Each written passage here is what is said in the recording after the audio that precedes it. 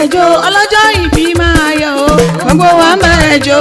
ọ̀rọ̀ bànújẹ́ kò ní kàn ẹ́ ó ti ṣe yìí náà wà tún sọ̀pọ̀ rẹ̀ ọlọ́jọ́ ìbí máa yọ̀ gbogbo wa ń bá ẹjọ́. ojúmọ́ tó mọ́ mi lẹ́nìí Elédùmarè ó ṣeun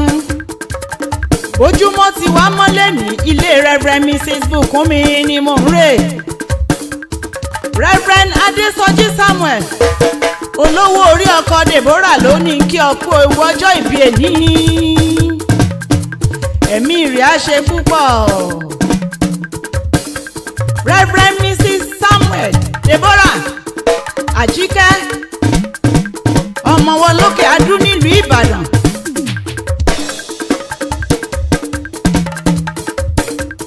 ọ̀pọ̀ ló fẹ́ ṣerú èyí tí wọn kò sí láyé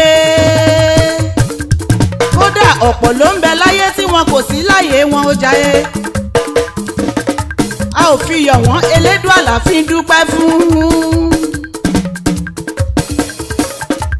Olúwa bùkún mi mo tọrọ àforíjì pé mo pè ọ́ lórúkọ torí orúkọ là pọba ládé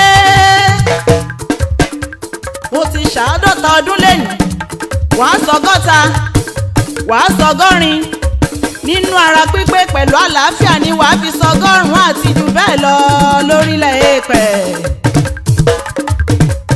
nínú ọlá tọkọ tọmọ àti ní dídùn gbogbo ohun tó ní kò ní pa ọ́ lẹ́kún gbogbo ohun tó múnú rẹ dùn ní pa ọ́ lẹ́kún gbogbo èèyàn ẹ bá mi sàmí ẹ̀ dandan ni ìwọ lọmọ àpọ́sù àti prophetess Ọládèjì nílé Olúyọ̀lé jẹ́ kí n kí ẹ díẹ̀ sílùú àwọn bàbá rẹ kí n tó múnú dúró ìwọ lọmọ Ìbàdàn nílé Olúyọ̀lé ọmọ àjòrò sùn ọmọ àjẹ̀gbín fìkàrà ń fọ́rí mu Ìbàdàn ìlú Ògúnmọ́lá ìlú Àjàyí àní ìlú Ìbíkúnlé alágbàlá àjáyàjáyà bèrè kí o tó wọ̀ ọ́ nítorí pé ibẹ̀ ló lè ti ń jàre olóhùn ọmọ Láńgelú ni ọ́ dákun jẹ́ kó gùn ó rọra sí mi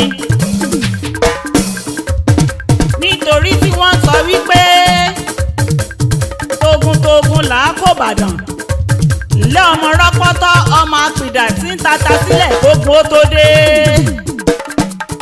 ìrúwá ògìrì wá ló ń gbẹlẹ̀ nílùú bàbá tó bí ọlọ́mọ ọmọ àgbọ̀ sásá ogun má sá ọmọ àgbọ̀ yàyà ogun má sí yà ọmọ agbógun jó ọmọ agbógun lérí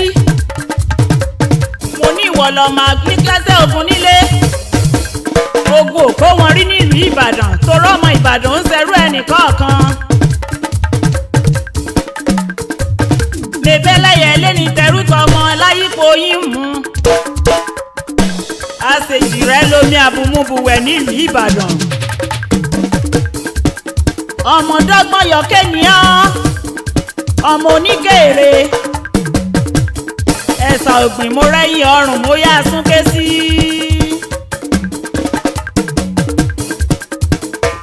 Deborah jẹ́ ń dúró báyìí torí sókè lọ́bẹ̀ oge olówó orí rẹ Reverend Adésọjí Samuel ó lé òkú rànlọ́wọ́ nígbà gbogbo success good news àti gbogbo ọmọ tó fẹnu bí pátápátá porongodo ló ń kí ẹ kú oríire gbogbo òṣìṣẹ́ Godsfield ilé ìwé gbogbo wọn pátápátá ló ń kí ẹ kú oríire àti gbogbo ọmọ ìjọ sábìkì ilé ìjọsìn yín the Saint Apostolic Bible Church Mountain of Bethel Parish Kòmájàyí nílùú Èkó ni èmi Ẹ̀yinlójú BABAOKE ọmọ àyàn kí ọ kú oríire pẹ̀lú ọjọ́ ìbí yìí ò ní jáṣe mọ́ lágbára Jésù Kristi ọba wọ́n bá wá sọ wípé ta ló ń kí ọ kú oríire nìyí lẹ́yìn ọkọ rẹ èmi ni Ẹ̀yinlójú ọmọ àyàn BABAOKE ọmọ olókùn apẹ̀rán ọmọ ọlọ́rọ̀ agogo àtìgbà lọ́nà tó mú.